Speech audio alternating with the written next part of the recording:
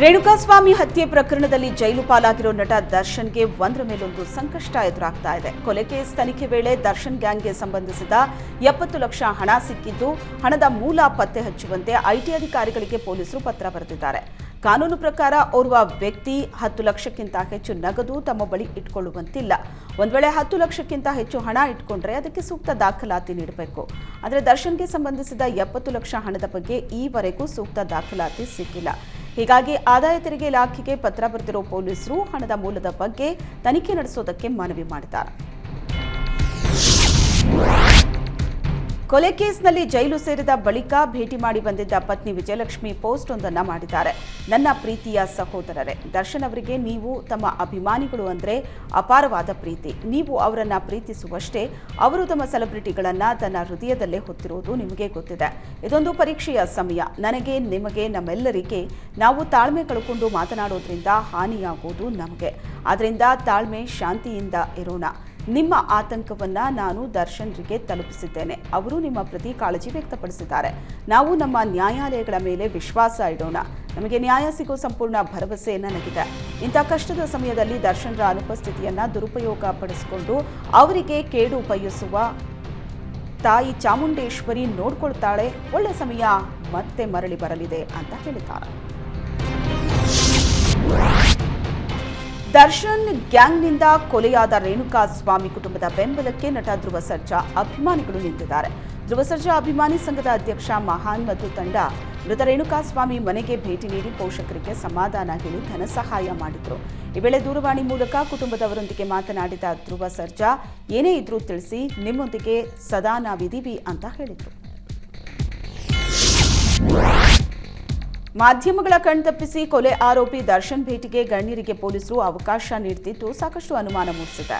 ಮೊನ್ನೆ ಅಷ್ಟೇ ಸುದ್ದಿ ಮಾಧ್ಯಮಗಳ ಕಣ್ತಪ್ಪಿಸಿ ದರ್ಶನ್ ಪತ್ನಿ ವಿಜಯಲಕ್ಷ್ಮಿ ಹಾಗೂ ಪುತ್ರನನ್ನ ಕರ್ಕೊಂಡೋಗಿ ದರ್ಶನ್ ಭೇಟಿ ಮಾಡಿಸಲಾಗಿತ್ತು.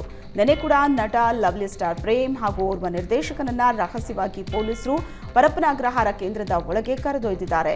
ಟೆಂಟ್ ಬಳಸಿರೋ ಕಾರೊಂದರಲ್ಲಿ ಪ್ರೇಮ್ ಹಾಗೂ ನಿರ್ದೇಶಕರೊಬ್ಬರನ್ನ ಕರೆದು ದರ್ಶನ್ ಭೇಟಿಗೆ ಯತ್ನಿಸಿದ್ದಾರೆ. ಆದರೆ ದರ್ಶನ್ ಭೇಟಿಗೆ ಜೈಲಿನ ಅಧಿಕಾರಿಗಳು ಅವಕಾಶ ನೀಡದ ಕಾರಣ ಪ್ರೇಮ್ ವಾಪಸ್ಸಾಗಿದ್ದಾರೆ.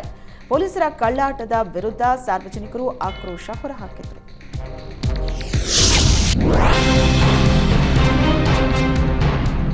ರೇಣುಕಾಸ್ವಾಮಿ ಹತ್ಯೆ ಪ್ರಕರಣದ ತನಿಖೆ ಮತ್ತಷ್ಟು ಚುರುಕಾಗಿದೆ. A1 ಪವಿತ್ರ ಗೌಡ ಹಾಗೂ ಮೃತ ರೇಣುಕಾಸ್ವಾಮಿ ನಡುವಿನ ಚಾಟ್ ಮೆಸೇಜ್ ರಿಟ್ರೀವ್ಗೆ ಪೊಲೀಸರು ಇನ್ಸ್ಟಾಗ್ರಾಂ ಮೊರೆ ಹೋಗಿದ್ದಾರೆ. ಕೊಲೆ ಬಳಿಕ ರೇಣುಕಾಸ್ವಾಮಿ ಮೊಬೈಲ್ ಅನ್ನು ಆರೋಪಿಗಳು ನಾಶ ಮಾಡಿದ್ದಾರೆ. ಹೀಗಾಗಿ ಇನ್ಸ್ಟಾಗ್ರಾಂಗೆ ಪತ್ರ ಬರೆದಿರೋ ಪೊಲೀಸರು ಪವಿತ್ರ ಗೌಡ ಹಾಗೂ ರೇಣುಕಾಸ್ವಾಮಿ ನಡುವಿನ ಚಾಟ್ ಡೇಟಾ ರಿಟ್ರೀವ್ ಮಾಡಿಕೊಡುವಂತೆ ಮನವಿ ಮಾಡಿದ್ದಾರೆ. ರೇಣುಕಾಸ್ವಾಮಿ ಕೊಲೆ ಕೇಸ್ನ ತನಿಖಾಧಿಕಾರಿ ಎಸಿಪಿ ಚಂದನ್ ಗೃಹ ಸಚಿವ ಪರಮೇಶ್ವರ್ ಅವರನ್ನ ಭೇಟಿಯಾಗಿದ್ದಾರೆ. ಬೆಂಗಳೂರಿನ ಸದಾಶಿವನಗರ ಪರಮೇಶ್ವರ್ ನಿವಾಸಕ್ಕೆ ಬಂದ ಚಂದನ್ ರೇಣುಕಾಸ್ವಾಮಿ ಕೊಲೆ ಪ್ರಕರಣದ ಅಪ್ಡೇಟ್ ಅನ್ನ ನೀಡಿ ತೆರಳಿದ್ದಾರೆ. ದರ್ಶನ್ ಗ್ಯಾಂಗ್ ನ್ಯಾಯಾಂಗ ಬಂಧನ, ಕಾನೂನು ಹೋರಾಟ ಹಾಗೂ ತನಿಖೆಯ ಪ್ರಗತಿ ಬಗ್ಗೆ ಗೃಹ ಸಚಿವರಿಗೆ ಮಾಹಿತಿ ನೀಡಿದ್ದಾರೆ ಎನ್ನಲಾಗಿದೆ. ರೇಣುಕಾಸ್ವಾಮಿ ಕೊಲೆ ಆರೋಪಿಗಳಾದ ನಟ ದರ್ಶನ್ ಹಾಗೂ ಪ್ರದೋಷ್ ಬಳಿ ಪಿಸ್ತೂಲ್ಗಳು ಇದ್ದ ಬಗ್ಗೆ ಮಾಹಿತಿ ಸಿಕ್ಕಿದೆ. ದರ್ಶನ್ 2 US ಮೇಡ್ ಪಿಸ್ತೂಲ್ಗಳು ಹಾಗೂ ಪ್ರದೋಷ್ 1 ಪಿಸ್ತೂಲ್ ಹೊಂದಿರೋ ಬಗ್ಗೆ ಪೊಲೀಸ್ ತನಿಖೆಯಲ್ಲಿ ಗೊತ್ತಾಗಿದೆ. ಕಳೆದ ಲೋಕಸಭಾ ಚುನಾವಣಾ ವೇಳೆ ಲೈಸೆನ್ಸ್ ಪಡೆದಿರೋ ಎಲ್ಲಾ ಶಸ್ತ್ರಾಸ್ತ್ರಗಳನ್ನು ಪೊಲೀಸರಿಗೆ ಒಪ್ಪಿಸಬೇಕಿತ್ತು. ಆದರೆ ಚುನಾವಣೆ ವೇಳೆಯೂ ದರ್ಶನ್ ಮತ್ತು ಪ್ರದೋಷ್ ಶಸ್ತ್ರಾಸ್ತ್ರ ಠೇವಣಿ ವಿನಾಯಿತಿ ಪಡೆದಿರುವುದಾಗಿ ಗೊತ್ತಾಗಿದೆ. ಹಾಸನ ವಿಧಾನ ಪರಿಷತ್ ಸದಸ್ಯ ಸೂರಜ್ ರೇವಣ್ಣ ವಿರುದ್ಧ ದಾಖಲಾಗಿದ್ದ ಅಸಹಜ ಲೈಂಗಿಕ ದೌರ್ಜನ್ಯ ಆರೋಪದ 2ನೇ ಕೇಸ್ ಕೂಡ ಸಿಐಡಿಗೆ ಹಸ್ತಾಂತರ ಮಾಡಲಾಗಿದೆ. ಹೊಳೆನರಸೀಪುರ ಗ್ರಾಮಾಂತರ ಠಾಣೆಯಲ್ಲಿ ದಾಖಲಾಗಿದ್ದ ಕೇಸ್ ಹಸ್ತಾಂತರಗೊಳಿಸಿ ಸರ್ಕಾರ ಆದೇಶ ನೀಡಿದೆ. ಜೂನ್ 22ರಂದು ಸೂರಜ್ ವಿರುದ್ಧ ದಾಖಲಾಗಿದ್ದ ಮೊದಲ ಕೇಸನ್ನು ಕೂಡ ಜೂನ್ 23ರಂದು ಸಿಐಡಿಗೆ ಹಸ್ತಾಂತರ ಮಾಡಲಾಗಿತ್ತು. ಮೊದಲ ಪ್ರಕರಣದಲ್ಲಿ ಅರಕಲಗೂಡು ಮೂಲದ ಯುವಕ ದೂರು ನೀಡಿದ್ದ. 2ನೇ ಪ್ರಕರಣದಲ್ಲಿ ಹೊಳೆನರಸೀಪುರ ಮೂಲದ ಯುವಕ ದೂರು ನೀಡಿದ್ದಾನೆ. ಇದೀಗ 2 ಪ್ರಕರಣಗಳ ತನಿಖೆಯನ್ನ ಸರ್ಕಾರ ಸಿಐಡಿಗೆ ಹಸ್ತಾಂತರ ಮಾಡಿದೆ. ಜೆಡಿಎಸ್ ಮಾಜಿ ಸಂಸದ ಪ್ರಜ್ವಲ್ ರೇವಣ್ಣ ಜಾಮೀನು ಅರ್ಜಿ ವಜಾಗೊಂಡಿದೆ. ಹೊಳೆನರಸೀಪುರ ಠಾಣೆಯಲ್ಲಿ ದಾಖಲಾಗಿದ್ದ ಮೊದಲನೇ ಪ್ರಕರಣದಲ್ಲಿ ಪ್ರಜ್ವಲ್ ರೇವಣ್ಣ ಪರ ವಕೀಲರು ಜಾಮೀನಿಗಾಗಿ ಅರ್ಜಿ ಸಲ್ಲಿಸಿದರು. ಈ ಅರ್ಜಿ ವಿಚಾರಣೆ ನಡೆಸಿದ್ದ ಬೆಂಗಳೂರಿನ ಜನಪ್ರತಿನಿಧಿಗಳ ವಿಶೇಷ ಕೋರ್ಟ್ ಜಾಮೀನು ಆದೇಶವನ್ನು ಕಾಯ್ದಿರಿಸಿತ್ತು. ಆದರೆ ವಿಶೇಷ ಕೋರ್ಟ್ನ ಜಡ್ಜ್ ಸಂತೋಷ್ ಗಜಾನನ್ ಭಟ್ ಅವರು ಪ್ರಜ್ವಲ್ ಜಾಮೀನು ಅರ್ಜಿಯನ್ನು ವಜಾ ಮಾಡಿ ಆದೇಶ ಹೊರಡಿಸಿದ್ದಾರೆ. ಈ ಹಿನ್ನೆಲೆಯಲ್ಲಿ ಜಾಮೀನಿನ ನಿರೀಕ್ಷೆಯಲ್ಲಿದ್ದ ಪ್ರಜ್ವಲ್ ರೇವಣ್ಣಗೆ ನಿರಾಸೆಯಾಗಿದೆ.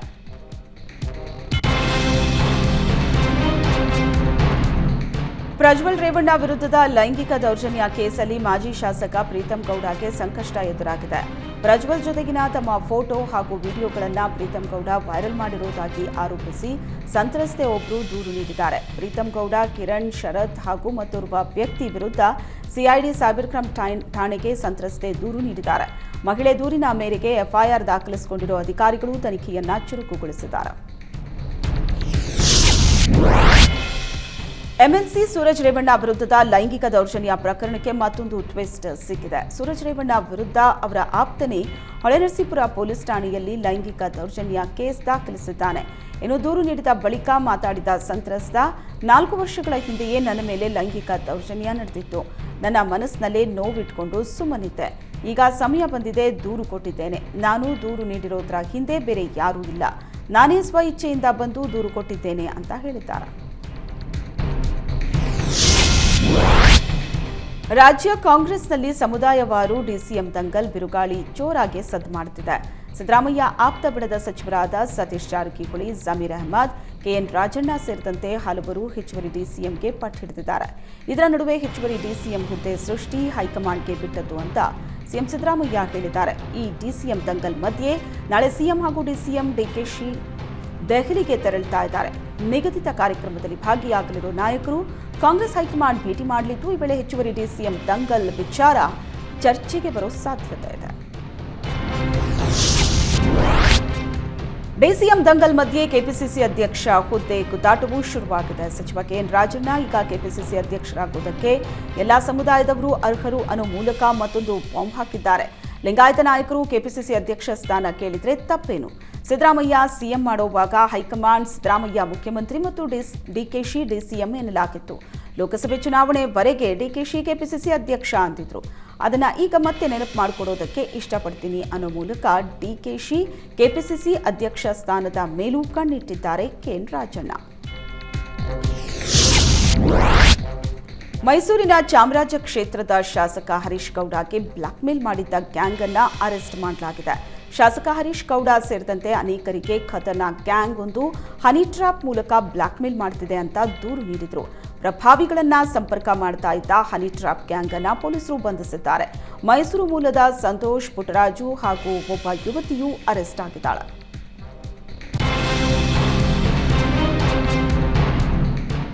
ವಾಲ್ಮೀಕಿ ಅಭಿವೃದ್ಧಿ ನಿಗಮದ ಬಹುಕೋಟಿ ಹಗರಣ ಪ್ರಕರಣದಲ್ಲಿ ದಿನಕ್ಕೊಂದು ಬೆಳವಣಿಗೆಗಳಾಗುತ್ತಿದೆ. ಬಂಧಿತ ಆರೋಪಿ ಸತ್ಯನಾರಾಯಣ್ ವರ್ಮಾಗೆ ಮಾಜಿ ಸಚಿವ ನಾಗೇಂದ್ರ ಆಪ್ತರು ಜೀವ ಬೆದರಿಕೆ ಹಾಕಿರೋ ಆರೋಪ ಕೇಳಿಬಂದಿದೆ. ಪ್ರಕರಣದಲ್ಲಿ 13ನೇ ಆರೋಪಿಯಾಗಿರೋ ಸತ್ಯನಾರಾಯಣ್ ವರ್ಮಾ ಸೇರಿ 3 ಆರೋಪಿಗಳನ್ನು ಕೋರ್ಟ್ಗೆ ಹಾಜರುಪಡಿಸಲಾಗಿತ್ತು. ಈ ವೇಳೆ ತನಗೆ ಜೀವ ಬೆದರಿಕೆ ಇರೋದಾಗಿ ಅಳಲು ತೋಡಿಕೊಂಡಿದ್ದಾರೆ. ಬಂಧನಕ್ಕೂ ಮುನ್ನ ನಾಗೇಂದ್ರ ಸಹಚರರು ಮನೆಗೆ ಬಂದು ಇಡೀ ಕುಟುಂಬಕ್ಕೆ ಬೆದರಿಕೆ ಹಾಕಿದ್ದಾರೆ. ಕಸ್ಟಡಿಯಲ್ಲಿದ್ದ ವೇಳೆ ನಾಗೇಂದ್ರ ಪಿಎ ನೆಕ್ಕುಂಡಿ ನಾಗರಾಜ್ ಆಪ್ತರಿಂದ ಹಲ್ಲೆ ಯತ್ನ ನಡೆದಿದೆ ಅಂತ ಆರೋಪಿಸಿದ್ರು. ಆರೋಪಿ ಹೇಳಿಕೆಯನ್ನ ದಾಖಲು ಮಾಡಿಕೊಂಡ ನ್ಯಾಯಾಧೀಶರು ಹಲ್ಲೆ ಯತ್ನ ಆರೋಪ ಸಂಬಂಧ ತನಿಖೆಗೆ ಹಲಸೂರುಗೇಟ್ ಠಾಣೆ ಪೊಲೀಸರಿಗೆ ಕೋರ್ಟ್ ಸೂಚಿಸಿದೆ. ಕೆಂಪೇಗೌಡ ಜಯಂತಿ ಆಚರಣೆ ಕಾರ್ಯಕ್ರಮಕ್ಕೆ ಮಾಜಿ ಪ್ರಧಾನಿ ಎಚ್ಡಿ ದೇವೇಗೌಡ ಹಾಗೂ ಕುಮಾರಸ್ವಾಮಿಯನ್ನ ಆಹ್ವಾನಿಸದ ಸರ್ಕಾರದ ವಿರುದ್ಧ ರಾಜ್ಯ ಒಕ್ಕಲಿಗರ ಸಂಘ ತಿರುಗಿಬಿದ್ದಿದೆ. ಸರ್ಕಾರದ ನಡವಳಿಕೆಯನ್ನ ಖಂಡಿಸಿ ಒಕ್ಕಲಿಗರ ಸಂಘ ಪತ್ರಿಕಾ ಪ್ರಕಟಣೆ ಹೊರಡಿಸಿದೆ. ರಾಜ್ಯ ಸರ್ಕಾರದ ವತಿಯಿಂದ ನಾಡಪ್ರಭು ಕೆಂಪೇಗೌಡರ 515ನೇ ಜಯಂತಿಯನ್ನ ಆಚರಿಸುತ್ತಿರುವುದು ಸಂತೋಷದ ವಿಚಾರ. ಆದರೆ ಕಾರ್ಯಕ್ರಮಕ್ಕೆ ಒಕ್ಕಲಿಗ ಸಂಘದ ಹಿರಿಯ ನಾಯಕರಾದ ಮಾಜಿ ಪ್ರಧಾನಿ ಎಚ್ಡಿ ದೇವೇಗೌಡರನ್ನ ಮತ್ತು ಕೇಂದ್ರ ಸಚಿವ ಕುಮಾರಸ್ವಾಮಿ ಅವರನ್ನ ಆಹ್ವಾನಿಸಿಲ್ಲ. ಇದು ಒಕ್ಕಲಿಗ ಸಮುದಾಯಕ್ಕೆ ಅವಮಾನದ ವಿಚಾರ. ಸರ್ಕಾರದ ಈ ಧೋರಣೆಯನ್ನ ಒಕ್ಕಲಿಗರ ಸಮುದಾಯ ಮತ್ತು ರಾಜ್ಯ ಒಕ್ಕಲಿಗರ ಸಂಘ ತೀವ್ರವಾಗಿ ಖಂಡಿಸುತ್ತೆ ಅಂತ ಪತ್ರಿಕಾ ಪ್ರಕಟಣೆ ಹೊರಡಿಸಿದೆ. ಔರಾದ್ ನಗರದ ತಹಶೀಲ್ದಾರ್ ಕಚೇರಿಯಲ್ಲಿನ ಅವ್ಯವಸ್ಥೆಯನ್ನ ಕಂಡು ಶಾಸಕ ಪ್ರಭು ಚವ್ಹಾಣ್ ಅಧಿಕಾರಿಗಳನ್ನ ತರಾಟೆಗೆ ತೆಗೆದುಕೊಂಡಿದ್ದಾರೆ. ನಿತ್ಯ ನೂರಾರು ಜನ ವಿವಿಧ ಕೆಲಸಗಳ ನಿಮಿತ್ತ ಆಗಮಿಸುತ್ತಾರೆ. ಆದರೆ ಇಲ್ಲಿ ಬರೋ ಜನರಿಗೆ ಯಾವುದೇ ರೀತಿಯ ಮೂಲ ಸೌಕರ್ಯ ಇಲ್ಲದಂತಾಗಿದೆ. ಶೌಚಾಲಯ ಇಲ್ಲ, ಕುಡಿಯೋ ನೀರಿಲ್ಲ ಅಂತ ಕಿಡಿಕಾರಿದ ಶಾಸಕರು 10 ದಿನಗಳ ಒಳಗಾಗಿ ಅವ್ಯವಸ್ಥೆ ಸರಿಪಡಿಸುವಂತೆ ಸೂಚಿಸಿದರು. ಅಷ್ಟೇ ಅಲ್ಲದೆ ಉಪನೋಂದಣಾಧಿಕಾರಿ ಕಚೇರಿಯಲ್ಲಿ ಲಂಚ ಪಡೆಯದೆ ಯಾವುದೇ ಕೆಲಸ ಆಗಲ್ಲ ಅನ್ನೋ ದೂರು ಬಂದಿದ್ವು. ಹಾಗಾಗಿ ಶಾಸಕರು ತಹಶೀಲ್ದಾರ್ ಕಚೇರಿಗೆ ಭೇಟಿ ಕೊಟ್ಟಿದ್ರು. ಇಸಿ ಹಾಗೂ ಇತರೆ ದಾಖಲೆ ಕೊಡುವುದಕ್ಕೆ ಕೋಲಾರ ಸಬ್ ರಿಜಿಸ್ಟ್ರಾರ್ ಕಚೇರಿಯಲ್ಲಿ ಸಿಬ್ಬಂದಿ ನೇರವಾಗಿ ಹಣ ಪಡ್ಕೊಂಡ ವಿಡಿಯೋ ವೈರಲ್ ಆಗಿದೆ. ಕೋಲಾರ ಸಬ್ ರಿಜಿಸ್ಟ್ರಾರ್ ಕಚೇರಿಯಲ್ಲಿ ಈ ಘಟನೆ ನಡೆದಿದೆ. ಸಿಬ್ಬಂದಿ ಲಂಚ ಪಡೆಯುವಾಗ ಸಾರ್ವಜನಿಕರು ವಿಡಿಯೋ ಚಿತ್ರೀಕರಣ ಮಾಡಿ ವೈರಲ್ ಮಾಡಿದ್ದಾರೆ. ಅದೇ ರೀತಿ ಸಬ್ ರಿಜಿಸ್ಟ್ರಾರ್ ಕಚೇರಿಯಲ್ಲಿ ಉಪನೋಂದಣಾಧಿಕಾರಿ ಪ್ರಸಾದ್ ಸಮ್ಮುಖದಲ್ಲಿ ಸಿಬ್ಬಂದಿಯ ಹುಟ್ಟುಹಬ್ಬ ಆಚರಿಸಿ ಸಮಯ ವ್ಯರ್ಥ ಮಾಡಿದ್ದಾರೆ. ಇದರಿಂದಾಗಿ ಸಾರ್ವಜನಿಕರು ನೋಂದಣಿ ಹಾಗೂ ಇತರೆ ಕೆಲಸಗಳಿಗೆ ಕಾಯುವ ಪರಿಸ್ಥಿತಿ ಉಂಟಾಗಿತ್ತು. ಸರ್ಕಾರಿ ಕಚೇರಿಯಲ್ಲಿ ಹುಟ್ಟುಹಬ್ಬ ಆಚರಣೆ ಮಾಡದಂತೆ ನಿರ್ಬಂಧ ಇದ್ರೂ ಅಧಿಕಾರಿಗಳ ಬೇಜವಾಬ್ದಾರಿ ವರ್ತನೆಗೆ ಆಕ್ರೋಶ ವ್ಯಕ್ತವಾಗಿದೆ. ನಂದಿನಿ ಹಾಲಿನ ದರ ₹2 ಏರಿಕೆ ಮಾಡಿರುವುದು ಹೋಟೆಲ್ ಉದ್ಯಮಕ್ಕೆ ಪರಿಣಾಮ ಬೀಳುವುದಿಲ್ಲ. ಆದ್ದರಿಂದ ಕಾಫಿ ಮತ್ತು ಟೀ ಬೆಲೆಯಲ್ಲಿ ಯಾವುದೇ ಏರಿಕೆ ಆಗುವುದಿಲ್ಲ ಅಂತ ಹೋಟೆಲ್ ಅಸೋಸಿಯೇಷನ್ ಸ್ಪಷ್ಟಪಡಿಸಿದೆ. ದಿನಕ್ಕೆ 90 ಲಕ್ಷಕ್ಕಿಂತಲೂ ಹೆಚ್ಚಿಗೆ ಹಾಲನ್ನು ರೈತರಿಂದ ಖರೀದಿಸೋ ದೇಶದ 2ನೇ ಪ್ರತಿಷ್ಠಿತ ಸಂಸ್ಥೆ ಇದಾಗಿದೆ. ಇದರಲ್ಲಿ ಹೆಚ್ಚಿನ ಹಾಲು ಮತ್ತು ಹಾಲಿನ ಉತ್ಪನ್ನಗಳನ್ನು ನಮ್ಮ ಹೋಟೆಲ್ ಉದ್ಯಮವೇ ಪ್ರೋತ್ಸಾಹಿಸುವುದು. ಹೀಗಾಗಿ ದರ ಏರಿಕೆಗೂ ನಮ್ಮ ಸಹಕಾರ ಇದೆ ಎಂದಿದೆ.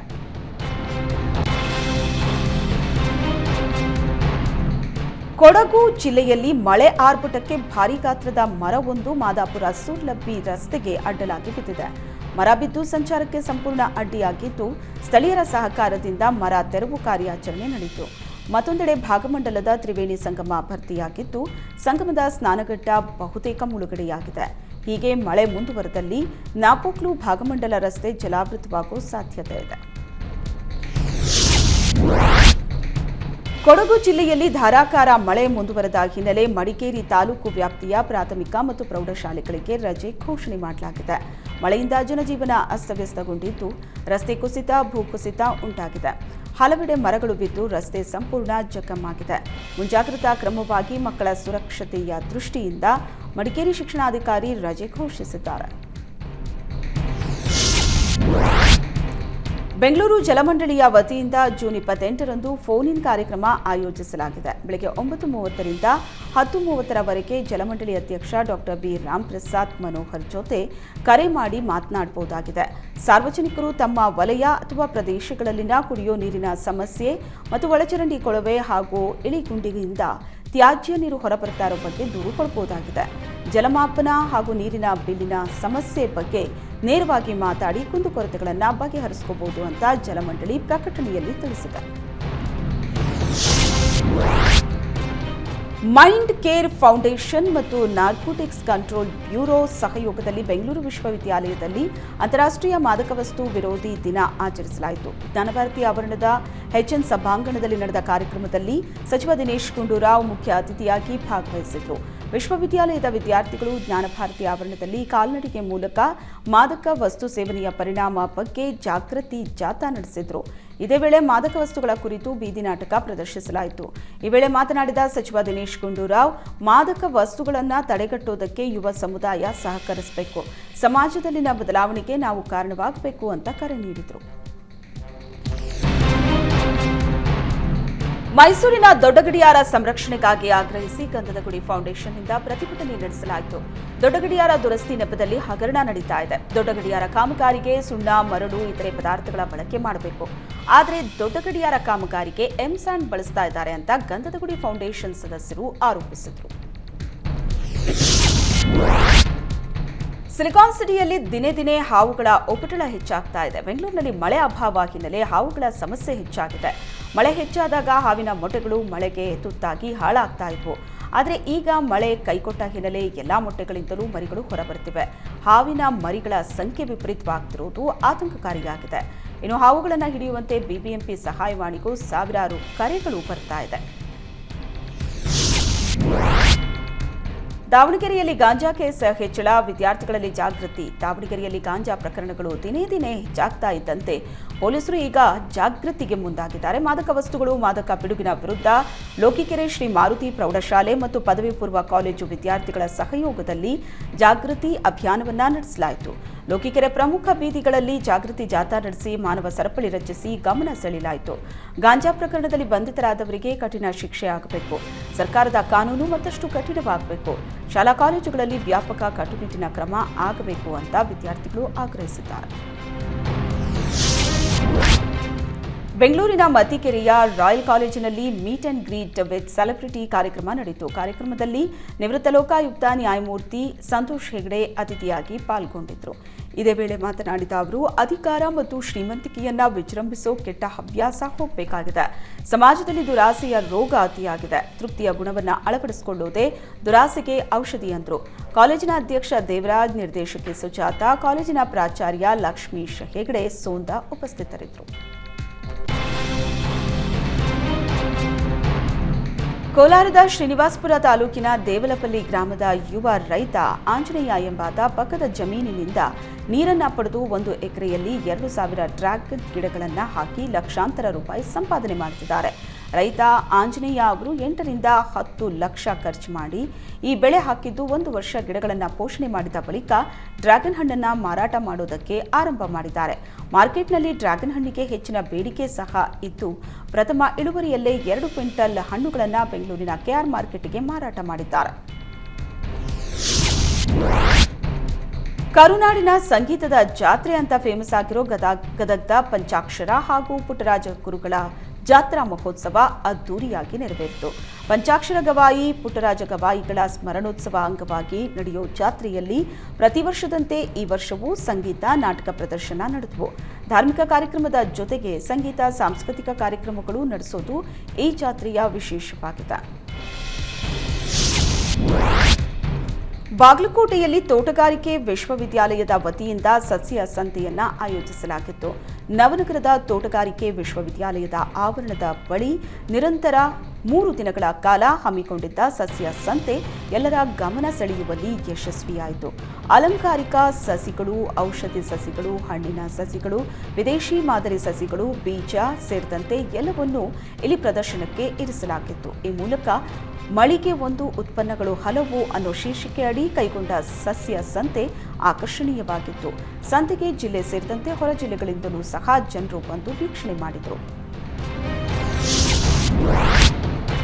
ಕೋಲಾರ ಜಿಲ್ಲೆಯ ಗಲ್ಪೇಟೆ ಪೊಲೀಸರು ಭರ್ಜರಿ ಕಾರ್ಯಾಚರಣೆ ನಡೆಸಿ ನಿಷೇಧಿತ ಸಿಂಥೆಟಿಕ್ ಡ್ರಗ್ ಮಾರಾಟ ಮಾಡ್ತಾ ಇದ್ದ ವ್ಯಕ್ತಿಯ ಬಂಧನ ಮಾಡಿದ್ದಾರೆ.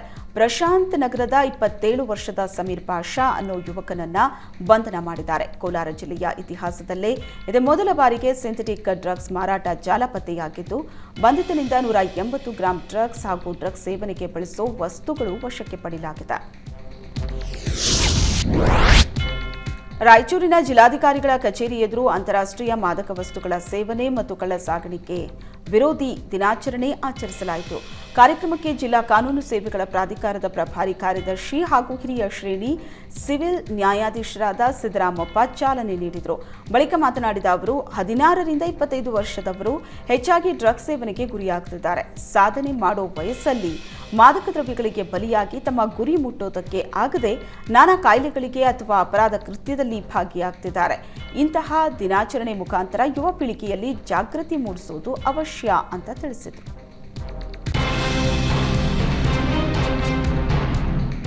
ಹಾಸನದ ಚಿಟ್ನಳ್ಳಿ ಗ್ರಾಮದಲ್ಲಿ ಇರಾನಿ ಗ್ಯಾಂಗ್ ಒಂದೇ ದಿನ 8 ಮನೆಗೆ ಕನ್ನ ಹಾಕುವುದಕ್ಕೆ ಯತ್ನಿಸಿದ್ದಾರೆ. ಕಳ್ಳತನಕ್ಕೆ ಯತ್ನಿಸಿರುವ ಚೋರರು ಇರಾನಿ ಮೂಲದವರಾಗಿದ್ದು ಖದೀಮರ ಓಡಾಟದ ದೃಶ್ಯ ಸಿಸಿಟಿವಿಯಲ್ಲಿ ಸೆರೆಯಾಗಿದೆ. ಕಳ್ಳರು ಸಿಸಿಟಿವಿಯನ್ನ ನಾಶಪಡಿಸಿ ಎಸ್ಕೇಪ್ ಆಗಿದ್ದು ಪೊಲೀಸರು ಹುಡುಕಾಟ ನಡೆಸಿದ್ದಾರೆ. ಸ್ಥಳಕ್ಕೆ ಹಾಸನ ಗ್ರಾಮಾಂತರ ಠಾಣೆ ಪೊಲೀಸರು ಭೇಟಿ ನೀಡಿ ಪರಿಶೀಲನೆ ನಡೆಸಿದ್ದಾರೆ. ಮುಂಬೈನ ಕಾಲೇಜೊಂದರ ವಿದ್ಯಾರ್ಥಿನಿಯರು ಕಾಲೇಜಿನ ಡ್ರೆಸ್ ಕೋಡ್ ನಿಯಮಗಳಲ್ಲಿ ಹಿಜಾಬ್ ಧಾರಣೆ ನಿಷೇಧಿಸಿರುವುದನ್ನು ಪ್ರಶ್ನಿಸಿ ನ್ಯಾಯಾಲಯದ ಮೊರೆ ಹೋಗಿದ್ರು. ಕ್ಯಾಂಪಸ್ಸಿನ ಒಳಗೆ ಹಿಜಾಬ್, ನಕಾಬ್, ಬುರ್ಕಾ, ಶಾಲು ಧರಿಸುವುದನ್ನು ನಿಷೇಧಿಸಿದ್ದ ಮುಂಬೈ ಕಾಲೇಜಿನ ನಿರ್ಧಾರ ಪ್ರಶ್ನಿಸಿ ವಿದ್ಯಾರ್ಥಿನಿಯರು ಸಲ್ಲಿಸಿದ್ದ ಅರ್ಜಿಯನ್ನ ಬಾಂಬೆ ಹೈಕೋರ್ಟ್ ವಜಾಗೊಳಿಸಿದೆ. ಜೊತೆಗೆ ಕಾಲೇಜಿನ ಡ್ರೆಸ್ ಕೋಡ್ ನಿರ್ಧಾರದಲ್ಲಿ ನಾವು ಮಧ್ಯಪ್ರವೇಶ ಮಾಡೋದಿಲ್ಲ ಅಂತ ಹೇಳಿದೆ. 18ನೇ ಲೋಕಸಭೆ ಸ್ಪೀಕರ್ ಚುನಾವಣೆ ತೀವ್ರ ಕುತೂಹಲ ಕೆರಳಿಸಿತ್ತು. ಸಂಖ್ಯಾಬಲದ ಕೊರತೆ ನಡುವೆಯೂ ಕಾಂಗ್ರೆಸ್ ಸ್ಪೀಕರ್ ಸ್ಥಾನಕ್ಕೆ ಅಭ್ಯರ್ಥಿ ಕಣಕ್ಕಿಳಿಸಿದ್ದು ಕ್ಯೂರಿಯಾಸಿಟಿ ಹೆಚ್ಚಿಸಿತ್ತು. 48 ವರ್ಷಗಳ ಬಳಿಕ ಲೋಕಸಭೆ ಸ್ಪೀಕರ್ ಸ್ಥಾನಕ್ಕೆ ನಡೆದ ಚುನಾವಣೆಯಲ್ಲಿ ಕೊನೆಗೂ ಎನ್ಡಿಎ ಗೆದ್ದು ಬೀಗಿದೆ. ಧ್ವನಿಮತದ ಮೂಲಕ ಇಂಡಿಯಾ ಒಕ್ಕೂಟದ ಕೆ ಸುರೇಶ್ ವಿರುದ್ಧ ಇಂಡಿಯಾ ಅಭ್ಯರ್ಥಿ ಓಂ ಬಿರ್ಲಾ ಗೆಲುವು ಸಾಧಿಸಿದ್ದು, ಈ ಮೂಲಕ ಓಂ ಬಿರ್ಲಾ ಸತತವಾಗಿ 2ನೇ ಬಾರಿಗೆ ಸ್ಪೀಕರ್ ಪಟ್ಟಕ್ಕೇರಿದ ಬಿಜೆಪಿಯ ಮೊದಲಿಗ ಅನ್ನೋ ಹೆಗ್ಗಳಿಕೆಗೆ ಪಾತ್ರರಾಗಿದ್ದಾರೆ. ಲೋಕಸಭೆ ಸ್ಪೀಕರ್ ಸ್ಥಾನ ಚುನಾವಣೆ ಬಳಿಕ ಲೋಕಸಭೆ ಕಲಾಪ ಅಪರೂಪದ ಕ್ಷಣಕ್ಕೆ ಸಾಕ್ಷಿಯಾಯಿತು. ರಾಹುಲ್ ಗಾಂಧಿ ಮತ್ತು ಮೋದಿ ಹಸ್ತಲಾಘವ ಮಾಡಿದ್ರು. ಬಳಿಕ ಓಂ ಬಿರ್ಲಾಗೆ ಪ್ರಧಾನಿ ಮೋದಿ ಮತ್ತು ವಿಪಕ್ಷ ನಾಯಕ ರಾಹುಲ್ ಗಾಂಧಿ ಅಭಿನಂದನೆ ಸಲ್ಲಿಸಿದ್ರು. ಸದನದಲ್ಲಿ ಮಾತನಾಡಿದ ರಾಹುಲ್ ಗಾಂಧಿ ಸ್ಪೀಕರ್ ಓಂ ಬಿರ್ಲಾಗೆ ಟಾಂಗ್ ಕೊಟ್ರು. ಆಡಳಿತ ಪಕ್ಷಗಳ ಸದಸ್ಯರಂತೆ ನಾವು ಕೂಡ ಸಂಸತ್ತಿನಲ್ಲಿ ದೇಶದ ಜನರ ಧ್ವನಿಯಾಗಿ ಕೂತಿದ್ದೇವೆ. ನಮ್ಮ ಧ್ವನಿ ಹತ್ತಿಕ್ಕಬೇಡಿ ಅಂತ ಮನವಿ ಮಾಡಿದ್ರು. ಕಳೆದ ಬಾರಿ ಅಧಿವೇಶನದಲ್ಲಿ ನಿಯಮ ಉಲ್ಲಂಘಿಸಿದ್ದಕ್ಕೆ ಹಲವು ವಿಪಕ್ಷಗಳ ಸಂಸದರನ್ನ ಸದನದಿಂದಲೇ ಓಂ ಬಿರ್ಲಾ ಅಮಾನತು ಮಾಡಿದ್ರು. ದೆಹಲಿ ಅಬಕಾರಿ ನೀತಿ ಹಗರಣಕ್ಕೆ ಸಂಬಂಧಿಸಿದಂತೆ ಬಂಧನಕ್ಕೀಡಾಗಿರೋ ದೆಹಲಿ ಸಿಎಂ ಅರವಿಂದ್ ಕೇಜ್ರಿವಾಲ್ರನ್ನ 3 ದಿನಗಳ ಕಾಲ ಸಿಬಿಐ ವಶಕ್ಕೆ ನೀಡಲಾಗಿದೆ. ದೆಹಲಿ ಅಬಕಾರಿ ನೀತಿ ಪ್ರಕರಣಕ್ಕೆ ಸಂಬಂಧಿಸಿದ ಭ್ರಷ್ಟಾಚಾರ ಪ್ರಕರಣದಲ್ಲಿ ಕೇಂದ್ರೀಯ ತನಿಖಾ ಸಂಸ್ಥೆಯು ದೆಹಲಿ ಮುಖ್ಯಮಂತ್ರಿ ಅರವಿಂದ್ ಕೇಜ್ರಿವಾಲ್ ಅವರನ್ನ ಬಂಧಿಸಿದ ನಂತರ ನಿನ್ನೆ ನ್ಯಾಯಾಲಯದ ಮುಂದೆ ಹಾಜರುಪಡಿಸಿದ್ರು. ಈ ವೇಳೆ ನ್ಯಾಯಾಧೀಶರು ಕೇಜ್ರಿವಾಲ್ರನ್ನ 3 ದಿನಗಳ ಕಾಲ ಸಿಬಿಐ ಕಸ್ಟಡಿಗೆ ನೀಡಿದೆ. ಬಿಜೆಪಿಯಿಂದ ಸಿಬಿಐ ದುರ್ಬಳಕೆ ಆಗ್ತಿದೆ ಅಂತ ಆಪ್ ಕಿಡಿಕಾರಿದೆ.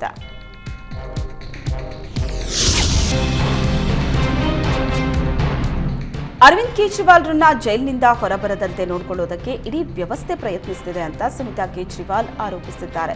ಇದು ಸರ್ವಾಧಿಕಾರ ಮತ್ತು ತುರ್ತು ಪರಿಸ್ಥಿತಿಗೆ ಸಮಾನ ಅಂತ ವಾಗ್ದಾಳಿ ನಡೆಸಿದ್ದಾರೆ. ಅಬಕಾರಿ ನೀತಿ ಹಗರಣಕ್ಕೆ ಸಂಬಂಧಿಸಿದ ಅಕ್ರಮ ಹಣ ವರ್ಗಾವಣೆ ಪ್ರಕರಣದಲ್ಲಿ ಕೇಜ್ರಿವಾಲ್ ಸಿಬಿಐ ಕಸ್ಟಡಿಯಲ್ಲಿದ್ದಾರೆ. ಕ್ರಿಕೆಟ್ನಲ್ಲಿ ಬಳಸಲಾಗುವ ಪ್ರಮುಖ ನಿಯಮಗಳಲ್ಲಿ ಒಂದಾಗಿರೋ ಡಕ್ವರ್ತ್ ಲೂಯಿಸ್ ನಿಯಮದ ಸಹ ಸೃಷ್ಟಿಕರ್ತ ಫ್ರಾಂಕ್ ಡಕ್ವರ್ತ್ ಸಾವನ್ನಪ್ಪಿದ್ದಾರೆ. 1939ರಲ್ಲಿ ಜನಿಸಿದ ಫ್ರಾಂಕ್ ಡಕ್ವರ್ತ್ 2024ರಲ್ಲಿ ಅಂದರೆ ತಮ್ಮ 84ನೇ ವಯಸ್ಸಲ್ಲಿ ನಿಧನರಾಗಿದ್ದಾರೆ. ಮಾಹಿತಿ ಪ್ರಕಾರ ಡಕ್ವರ್ತ್ ಜೂನ್ 21ರಂದು ಅಸುನೀಗಿದ್ದಾರೆ. ಇಂಗ್ಲೆಂಡ್ ನಿವಾಸಿಯಾಗಿರೋ ಫ್ರಾಂಕ್ ಡಕ್ವರ್ತ್ ಹಾಗೂ ಟೋನಿ ಲೂಯಿಸ್ ಇಬ್ಬರು ಜೊತೆಗೂಡಿ ಡಿಎಲ್ಎಸ್ ನಿಯಮವನ್ನ ರೂಪಿಸಿದ್ರು. ಈ ನಿಯಮದ ಮತ್ತೋರ್ವ ಸಹ ಸೃಷ್ಟಿಕರ್ತ ಲೂಯಿಸ್ 2020ರಲ್ಲಿ ಸಾವನ್ನಪ್ಪಿದ್ರು.